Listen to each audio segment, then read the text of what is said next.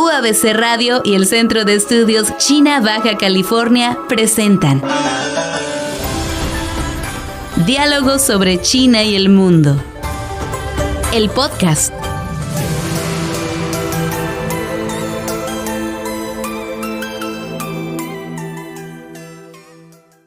Bienvenidos, bienvenidas a un episodio más del podcast Diálogos sobre China y el mundo, y actualmente vamos a hablar sobre el conflicto en el Mar Rojo. Es un lugar estratégico donde están pasando miles de mercancías, de buques de carga, y se ha mezclado con este conflicto entre Israel, Palestina. Actualmente Yemen es el centro, el conflicto con grupos. Entonces es un tema complejo que requiere irlo desenrollando poquito a poco, y para esto pues nos acompaña aquí como siempre Jorge Galván. ¿Cómo estás? Hola Andrei, ¿cómo estás? ¿Cómo te va? Muy bien, muy bien. Regresando de unas merecidas vacaciones y listo para hablar sobre este tema que tiene ya un tiempo, ¿verdad? O sea, es un lugar, cuando nos referimos a Medio Oriente, que tiene un pasado bíblico, ¿no? Incluso Sí.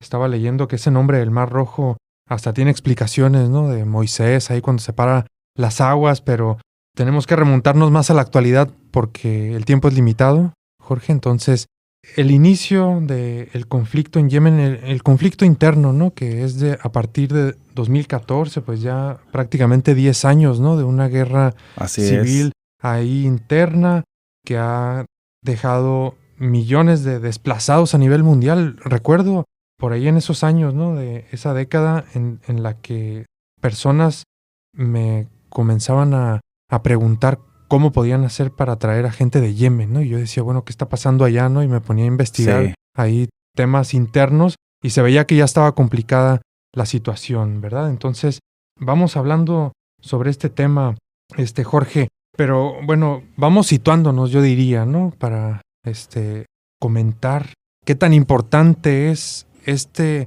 lugar que es el Mar Rojo. ¿Qué me tienes que decir, Jorge? ¿Dónde estamos cuando hablamos del Mar Rojo?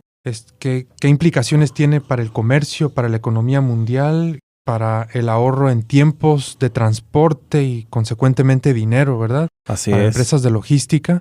Sí, mira, es un tema muy interesante desde distintas ópticas, diría yo. Cuando nosotros leemos sobre la actualidad de la geopolítica, pues vas a encontrar ese conflicto como tal.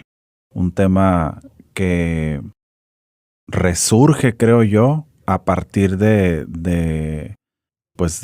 este conflicto de Israel con Hamás en la Franja de Gaza.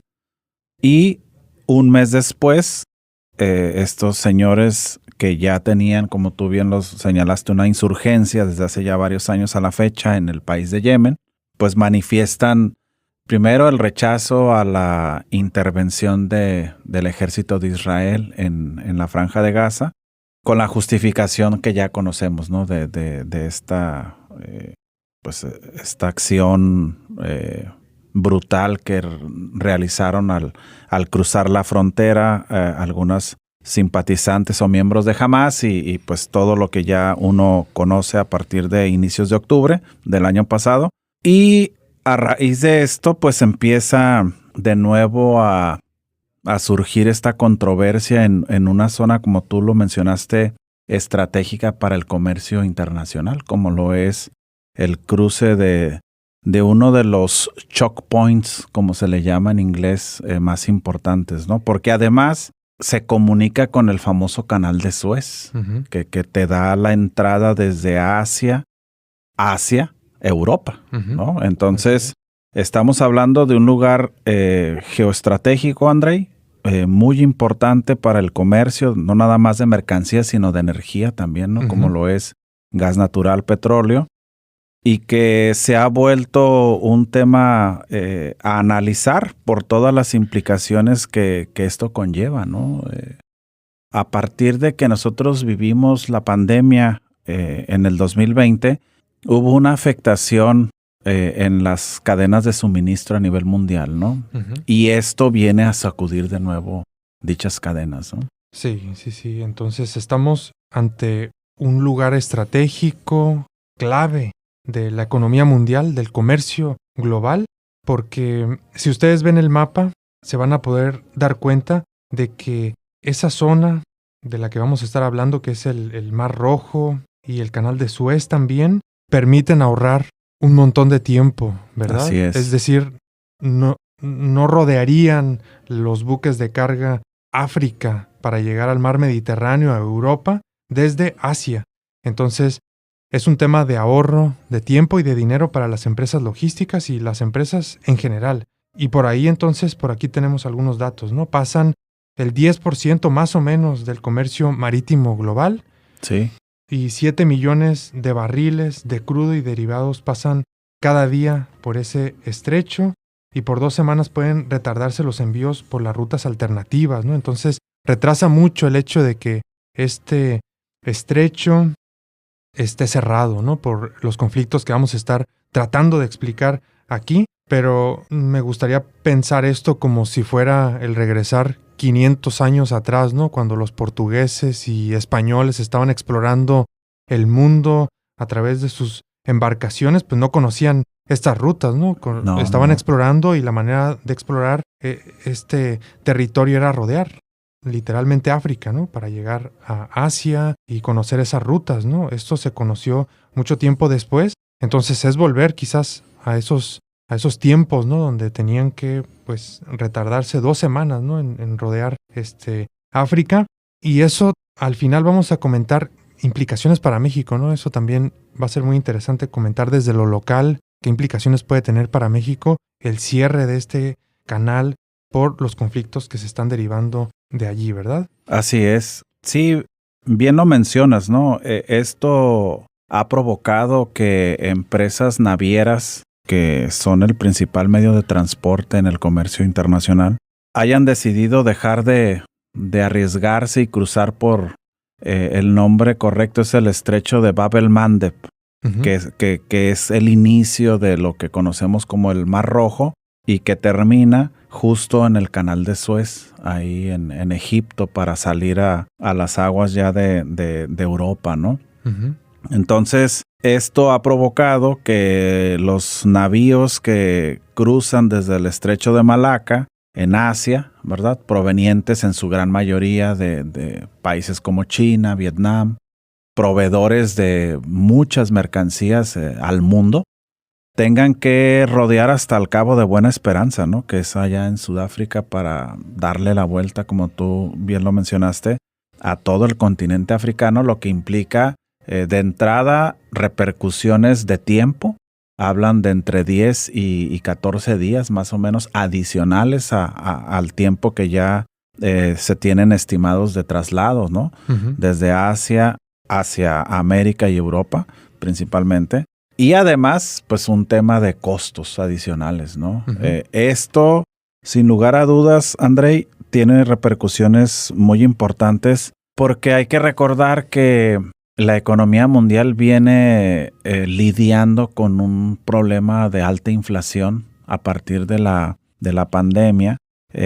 Países como Estados Unidos, México, pues no han sido la excepción. De hecho, por ahí platicamos un poco en el episodio anterior al respecto, ¿no? Entonces, sin lugar a dudas, el que la tensión en el estrecho de Bab el-Mandeb se mantenga en la medida que estos miembros de esta agrupación de Ansar Allah, ¿no? Que se conocen coloquialmente como los hutíes, uh-huh, pues dijeron que hasta que no cesen pues la masacre del ejército de Israel en la Franja de Gaza, ellos no cesarán de estar atentando en contra de todos los navíos que tengan intereses con el país de Israel, ¿no? Ya sea que empresas de Israel sean las que estén financiando esos traslados o bien que sean mercancías que vayan con destino a Israel, lo uh-huh, cual pues resulta ser una amenaza a diario, claro, hacia los navíos, ¿no? Sí. Ya hemos visto videos impresionantes, ¿no? De drones, de una estrategia muy clara para ir y detener esos barcos, ¿verdad? Que se dirigen hacia Israel o que van desde Israel hacia otras partes. E impresiona bastante, ¿no? Es como si vieras piratas modernos, sí, ¿no? Llegando a esas embarcaciones. O misiones de videojuegos, ¿no? Pareciera ser con sus cámaras aquí al pecho, ¿no? Grabando todas. Exacto. Así es, sí. Impresiona bastante y te hace pensar que, o sea, es una estrategia muy bien pensada, ¿no? O sea, que es gente que tiene una capacidad militar, naviera, muy clara y que ejecuta también de manera muy efectiva, ¿verdad? Esas misiones que tienen de detener esos barcos para afectar al Estado de Israel. Para poner en contexto, porque estos nombres luego nos pueden confundir un poquito, Jorge, ¿verdad? A quienes no estamos siempre empapados, ¿no? De estos temas de geopolítica. Entonces, Yemen es un país, ¿no? Que está al sur de este Mar Rojo, como decías, que va a compartir las costas con otros países de esta zona, sobre ¿no? todo Arabia Saudita, que es el país más importante de esa región, ¿no? Ajá. Quien, podríamos decir, no está interesado en que se detenga el comercio de esa zona o que pase por ahí, ¿verdad? O sea, no. Y hay otros como Egipto que a mí tampoco me parece que estaría interesado, ¿no? En detener. Entonces, es un grupo, como tú decías, ¿no? Los hutíes, que se sabe ya que están financiados por Irán, ¿verdad? O sea, que detrás de eso está Irán. ¿O qué opinión tienes tú? Sí. Es lo que pasa es de que aquí entra de nuevo el tema de la religión, ¿no? Entonces, al ser los hutíes o los miembros de Ansar Allah chiíes como son en Irán, pues hay de alguna forma una coincidencia, vamos a decirlo así, entre una de las dos grandes ramas del Islam, ¿no? De esta religión que se divide principalmente entre chiitas y suníes. Y por ello se ve que el conflicto viene a ser una especie de un proxy entre Irán e Israel, que son los eternos países en conflicto y tensión en la región, ¿no? Entonces, es importante porque además, Andrei, cuando uno se va un poco más hacia el este, en esa región, vas a encontrar otro estrecho que es el estrecho de Hormuz, que ese sí está controlado en su totalidad prácticamente por Irán, en donde también, ¿verdad?, los navíos, sobre todo de petróleo y gas natural, circulan por ahí de esta región que conocemos como el Golfo Pérsico, ¿no? Entonces, sí, pudiéramos decir que efectivamente, aunque el gobierno de Irán ha rechazado que ellos financien directamente a los de Ansar Allah, lo cierto es que han sido, pues, dos grupos, si lo podemos llamar así, o dos naciones que han tenido estas relaciones ya de tiempo atrás, ¿no? Sí, hay coincidencias religiosas, políticas que no se pueden obviar. Y entonces estamos ante un país que es Yemen, que tiene un gobierno, ¿verdad? Sí. Hay un gobierno que no es este grupo, ¿verdad?, que está haciendo este tipo de acciones. Este grupo, los hutíes, me refiero, son los que tienen estos vínculos religiosos, políticos con Irán. Y controlan una parte de Yemen, es, ¿no? Del sur, ¿verdad? Entiendo. Exacto. Así es. Entonces, así de complicado está el asunto, ¿no? Donde hay una guerra civil interna, hay un grupo que controla parte del territorio que podría estar, en la medida de lo posible, ¿no?, financiado, apoyado militarmente, estratégicamente por el país de Irán. Y además hay un gobierno que pues tiene también una guerra civil desde hace ya prácticamente 10 años, ¿no? Una década. Entonces, este conflicto pues está ya muy enraizado, ¿no? Tiene un pasado bastante profundo, pero no vamos a entrar a eso, ¿no? Lo que queremos comentar aquí es estos ataques que ha habido a embarcaciones y las implicaciones que esto podría conllevar para el comercio mundial. Porque ha habido ya decisiones, ¿no?, de países que son parte de la OTAN, no la OTAN en su conjunto, ¿no? Entiendo, sí. Sino ha sido Estados Unidos y Reino Unido, más Exacto. Otros países occidentales que han decidido, pues, atacar, ¿no?, con una estrategia que se llama Operación Prosperidad, la han llamado, ¿no?, por parte de Estados Unidos, Reino Unido y otros países Cualquier cosa aliados. Que eso signifique, ¿no? Sí. Entonces, son países de la OTAN que se están yendo contra ese grupo político en Yemen, ¿no?, que hemos dicho, son los hutíes. Así es. De hecho, han realizado decenas de operaciones ya, ¿no? Acá lidera esto Estados Unidos e Inglaterra, que son los países con mayores recursos navieros en la región. De hecho, se han movilizado ya portaaviones militares de Estados Unidos que justo estaban en el estrecho de Hormuz hacia el Mar Rojo, precisamente para tratar, pues de alguna manera de ¿cómo llamarlo? Apaciguar, pudieran ser esta reacción violenta que tuvieron los hutíes a partir de noviembre del año pasado, que como tú lo mencionaste, pues uno observa las operaciones que han estado realizando y no son de una guerrilla sin entrenamiento y sin preparación, sino al contrario, ¿no?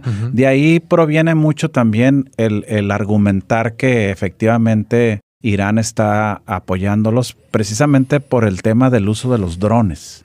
Hay que recordar que Irán es un país que se ha especializado en la fabricación de drones de alta tecnología, que incluso se han estado utilizando en el conflicto en Ucrania también. Entonces, como que es la huella que deja en la región la intervención del gobierno iraní, ¿no?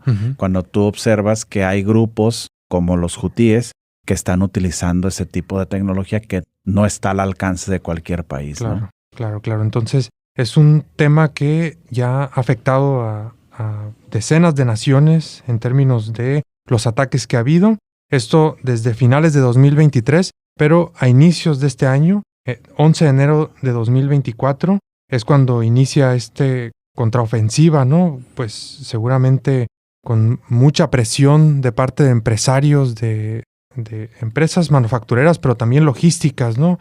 Hacia el gobierno de Joe Biden para contrarrestar y revertir esta situación que afecta, ¿no? Los tiempos, los costos de transporte.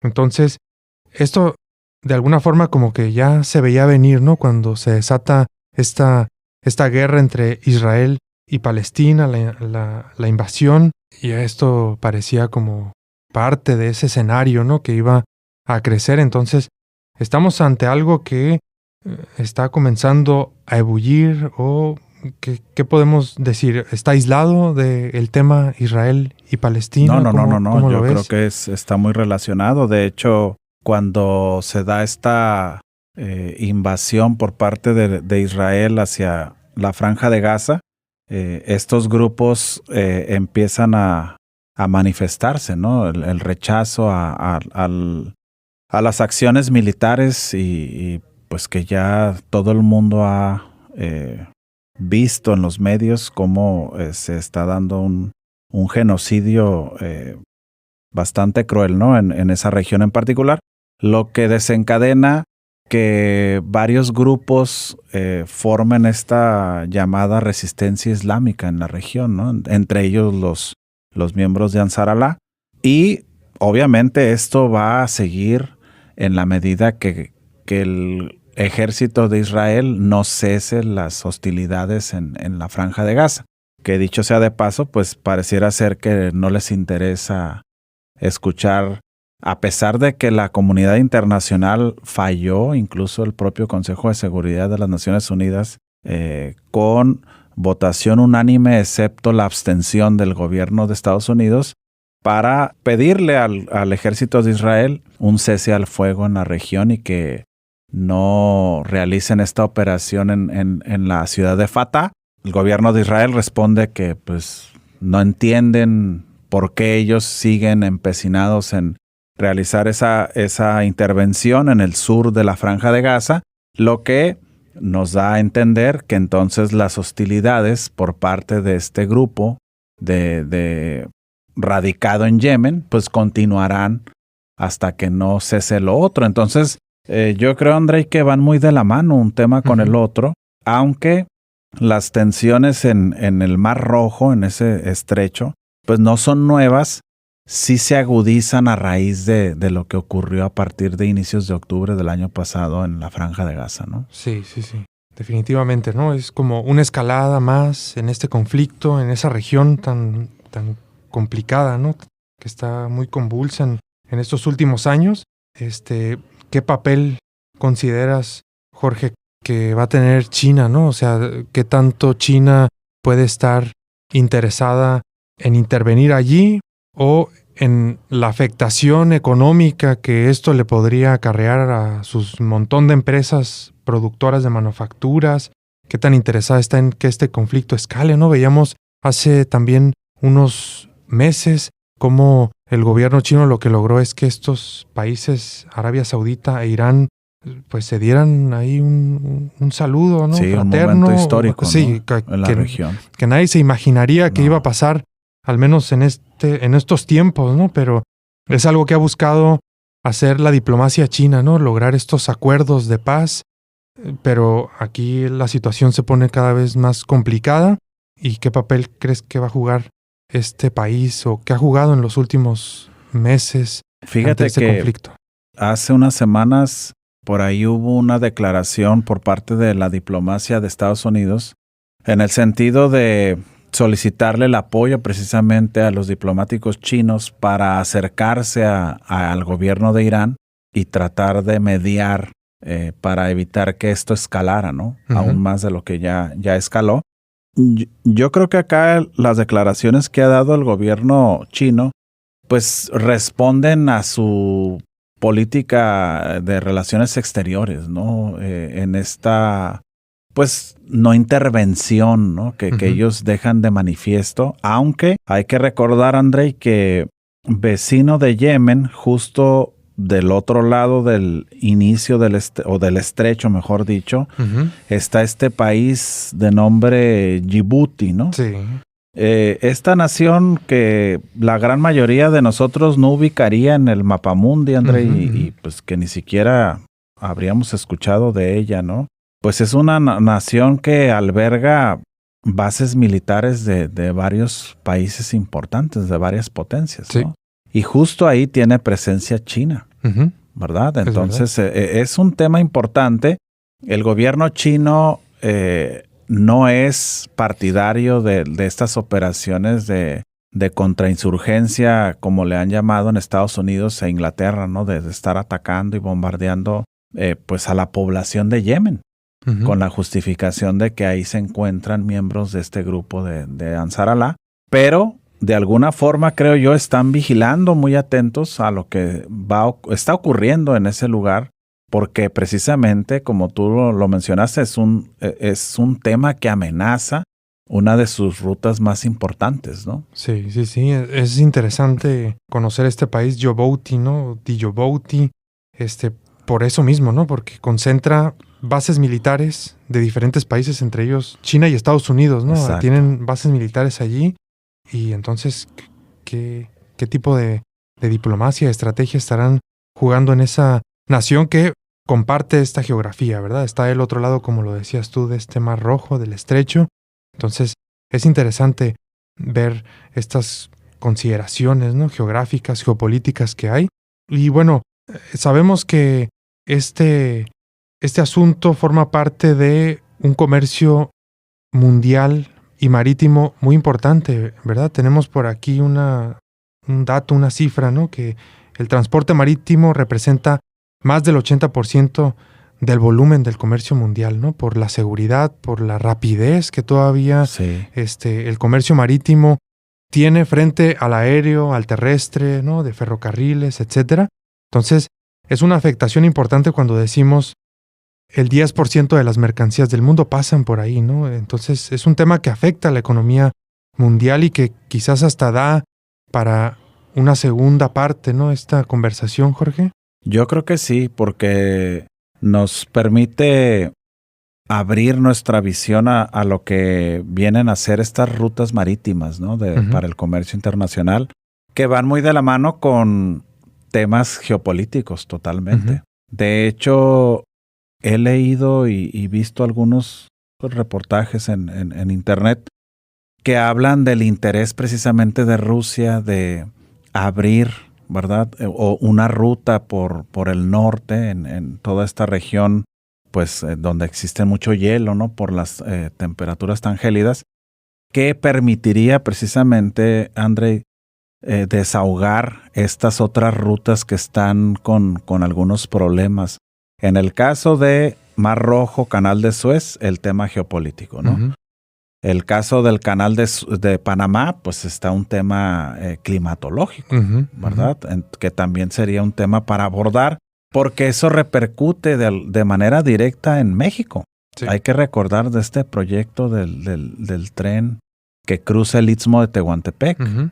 que fíjate, leyendo por ahí encontré un dato que este proyecto data desde la época de Porfirio Díaz, ¿no? Y fue precisamente la Revolución Mexicana, el inicio de este conflicto, el que orilló a los inversionistas, sobre todo estadounidenses, a decantarse por el Canal de Panamá. Ujú. Entonces, lo que nos dices con esto, Jorge, es que ese corredor interoceánico del Istmo de Tehuantepec podría reconsiderarse como una zona estratégica, una alternativa a estas opciones para llegar del Asia a Europa. Sin lugar a Ujú. dudas. Debería ser un tema estratégico para pues, las dos mujeres que aspiran a dirigir este país los próximos 6 años. Sí. Bueno, hay por ahí un hombre, ¿no? Bueno. El que parece que no tiene opción, ¿verdad? Pero sí, definitivamente es un tema estratégico. ¿Hemos escuchado algo de parte de ellas, de él, o no hay? No, yo nada? no he escuchado Tampoco, ni leído nada en lo absoluto, pero ahí volvemos a comprobar esto que ya hemos mencionado, ¿no? De cómo México en estos temas de geopolítica pareciera ser está en pañales, ¿no? Sí, no tiene una estrategia clara, no lee al mundo para tomar acción y aprovechar, ¿no? La coyuntura que sucede y definir proyectos de infraestructura que sepa aprovechar, ¿no? Esa geografía. México, la Nueva España, representó un papel importantísimo en esa época, ¿no? De la Nueva España para unir Asia y Europa. Sí. Y actualmente también es una de los aspectos que se resalta, ¿no? De México, además de los bajos costos de operación, el montón de tratados de libre comercio, ¿no? Siempre se dice, ¿no? La geografía de México es muy buena porque permite unir... Envidiable. Sí, permite unir estos dos grandes territorios, Asia y Europa, además de otros aspectos de geografía natural que nos favorecen bastante como país, como cultura, pero luego vemos las decisiones o las no decisiones de nuestros tomadores de decisiones, ¿no? De los políticos, y pues nos decepcionamos, ¿verdad? Aquí. Sí, y mira cómo este tipo de conflictos también tienen una repercusión directa en México a raíz de todo esto que hemos vivido de la relocalización o el famoso nearshoring, ¿no? Uh-huh. Y el friendshoring que le agregó Janet Yellen, ¿no? La secretaria del Tesoro en Estados Unidos, porque se vuelve a comprobar el alto riesgo de tener estas cadenas de suministro tan largas, ¿no? Uh-huh. Claro. Entonces, si tú deseas evitar que tensiones en el estrecho de Hormuz, en el estrecho de Bab el-Mandeb, problemas como aquel navío que se atoró en el canal de Suez, ¿recuerdas? Que sí, paralizó la ruta también varias semanas, costando miles de millones de dólares a las empresas. Todos esos temas te los quitarías de encima si tú relocalizaras una parte importante de empresas que tienen como destino principalmente el mercado de Estados Unidos y la parte oeste de Europa, ¿no? Uh-huh. Entonces, definitivamente creo yo que estamos ante un escenario tenso que puede escalar. Ojalá y no lo haga, porque esa región ya de por sí ha sufrido pues desde hace décadas esta inestabilidad. Hay que recordar también los famosos piratas somalíes, ¿no? Uh-huh. Que Somalia es un país que también comparte estas aguas del estrecho de Bab el-Mandeb con Yemen, como también causaban estragos a algunos navíos, pero eran mucho más rudimentarias sus formas, a diferencia de lo que están haciendo los de Ansar Allah desde noviembre a la fecha, ¿no? Uh-huh. Sí, aquí estamos hablando sobre, digamos, consecuencias indirectas o aspectos que pueden afectar o aprovecharse desde México, pero ahora que estabas hablando sobre estos piratas somalíes, también recuerdo que hay un tema directamente relacionado con México de estas embarcaciones que fueron detenidas, ¿no? Que había incluso mexicanos, Sí. ¿no? Como parte De la tripulación. de la tripulación de algunos barcos, y que no sé en qué ha terminado eso, pero hasta donde yo sé, aún no los liberan o no sé en qué situación Hubo están. una intervención diplomática por parte del gobierno de México Ujú. para tratar de gestionar la liberación de Ujú. dos de ellos. Ujú. Eran dos, hasta Ujú. donde recuerdo yo. Ujú, ujú. Pero sí, fíjate ahí, justo te das cuenta cómo poco imaginarías tú que hay mexicanos como miembros de estas tripulaciones que Ujú. provienen desde Asia y que cruzan prácticamente el mundo en barco, Ujú. ¿no? Sí, sí, sí. Pero ahí nos damos cuenta y justificamos una vez más el por qué debemos de estar atentos a estos temas, ¿no? Ujú. Yo reitero que son muchos de ellos hasta temas de cultura general, de geografía, cómo ubicar estas rutas de las que en próximos episodios pudiéramos seguir hablando, ¿no? Esta ruta del Ártico a mí me llama mucho la atención el proyecto ruso. Le están Ujú. invirtiendo mucho dinero y acortaría en gran medida el tiempo de traslado, ¿no? Ujú. Es otra alternativa, Exacto. además de el istmo de Tehuantepec, ¿no? Este corredor interoceánico que comentábamos. Y si no mal estoy, me parece que por ahí China también tiene pues implicaciones, ¿no? Porque creo que también quería ser parte de la ruta de la seda ártica por allá. Sí.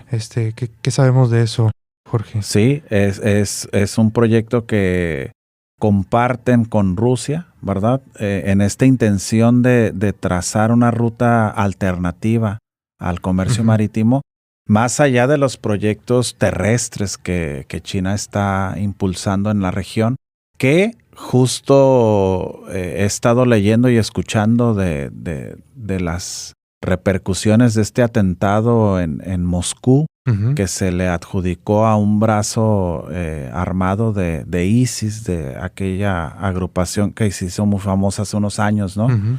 Del famoso Estado Islámico, porque precisamente se ve de alguna forma una especie de amenaza en estas regiones donde hay presencia de estos grupos radicales musulmanes para parte del trazado de la ruta de la seda terrestre que China Ujú. está trabajando, ¿no? Entonces, yo soy muy mal pensado y esto me trae a pensar de que por ahí se esté tratando de desestabilizar desde fuera lo que en Rusia ocurre, porque el atentado fue directamente en la capital Ujú. de Rusia, en Moscú, y los alcances de este megaproyecto de China que es la franja y la ruta, ¿no? Ujú. Sí, sí, sí, sin lugar a dudas tiene implicaciones directas, ¿verdad? Para el caso de Rusia.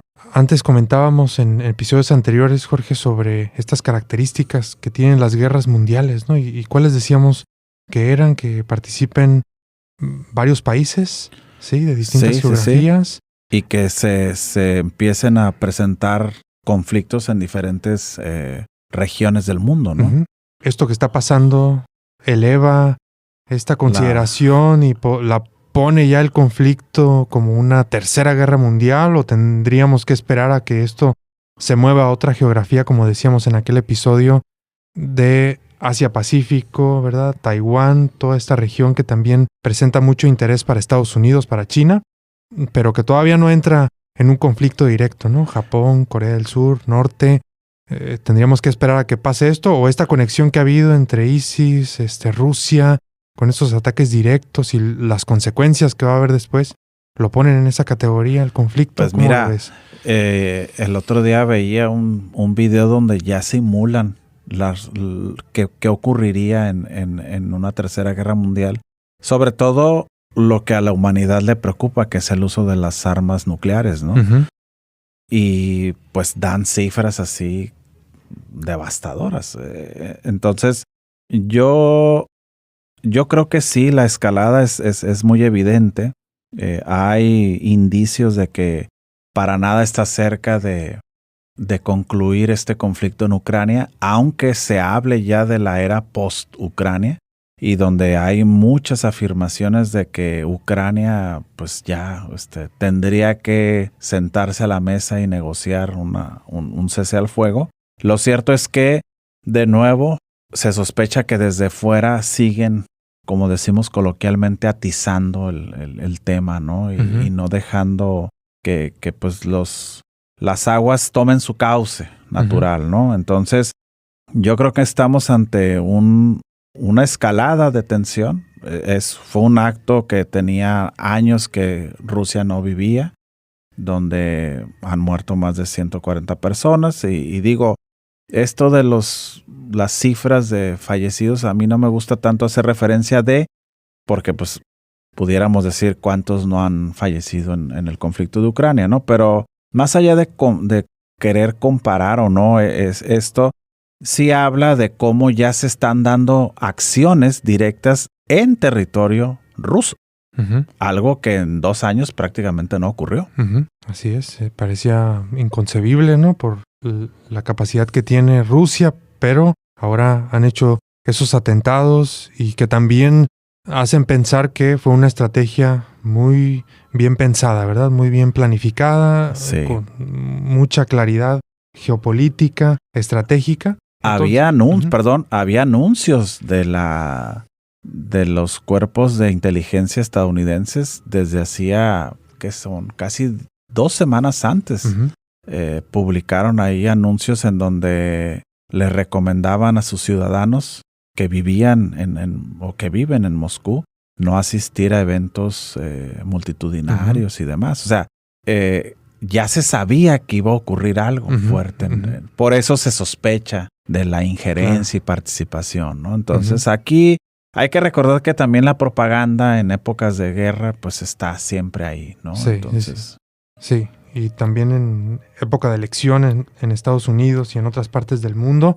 Claro. Entonces, bueno, es un tema, como se pueden dar cuenta, que tiene muchas aristas, que tiene muchas implicaciones directas, indirectas para distintas geografías, que afecta a la economía global, al comercio mundial, por la importancia que tiene en términos de tiempo, de traslado, esa geografía, y también por el movimiento de otras mercancías que son clave para eso que decíamos al principio, ¿no? La inflación que desde la época de la pandemia ha comenzado también a incrementarse. Sí. Y con esto, pues las perspectivas es que sigan incrementándose, ¿no? Entonces, es un tema que tiene implicaciones para México, ¿verdad? Como decíamos, México aquí podría aprovecharse en este podcast. Obviamente estamos del lado de la paz, ¿no? De la paz universal, pero sí. creemos que este tipo de coyunturas también pueden hacer de México pues un lugar que pueda aprovechar, ¿no? Todos estos parones de rutas, ¿no? México, con estas ventajas que tiene geográficas, podría hacer proyectos de infraestructura importantes que hagan que el mundo voltee a verlo, ¿no? De otra manera. Sí. Lamentablemente parece que eso todavía no sucede. Entonces, es un tema que podríamos explorar en siguientes episodios para ir cerrando. Yo creo que sí. Consideraciones finales. Pues mira, el tema de las tensiones en el Mar Rojo y en este estrecho de Bab el-Mandeb, sin lugar a dudas repercuten en el mundo, ¿sí? Son una consecuencia de lo que ocurre en Gaza, y lamentablemente el tema de Gaza tampoco se ve que se resuelva en el corto plazo. Mucho se escribe y se dice que están jugando la carta de que Donald Trump gane la elección en noviembre, y al ser Donald Trump un expresidente que tuvo durante su periodo un acercamiento muy notorio con el gobierno de Benjamín Netanyahu, pues incluso su yerno, emisario directo, ¿no? con el gobierno de Israel, pues esto parece ser va para largo. Entonces, por consiguiente, las tensiones en el estrecho, ¿verdad? Seguramente seguirán, con el riesgo de que escalen, y por tal motivo el mundo necesita sí o sí pensar en rutas alternas. Y ahí es donde, de nueva cuenta, ¿verdad? México tendría que estar viendo esas áreas de oportunidad, ¿no? Sin lugar a dudas. Entonces es un tema que da para más, que permite ver las oportunidades y las amenazas para México en estos términos de logística, de comercio internacional, y que seguiremos comentando en próximos episodios, porque es un tema que hemos tratado de explicar, y quién sabe si lo hemos logrado, ¿no? Con claridad. Ojalá y sí. Por lo rebuscado que está, por lo Sí. profundo que es. Pero bueno, hemos comentado hasta ahora y vamos a detener aquí el episodio. Agradecemos nuevamente a UABC Radio por el espacio. Muchísimas gracias por escucharnos, Jorge. Gracias a todos los que nos escuchan y nos apoyan en darle seguimiento a estos temas y sobre todo aquí al buen Omar, que siempre está dispuesto a apoyarnos. Muchas gracias. Hasta luego. Nos vemos. Bye. UABC Radio y el Centro de Estudios China Baja California presentan Diálogos sobre China y el mundo. El podcast.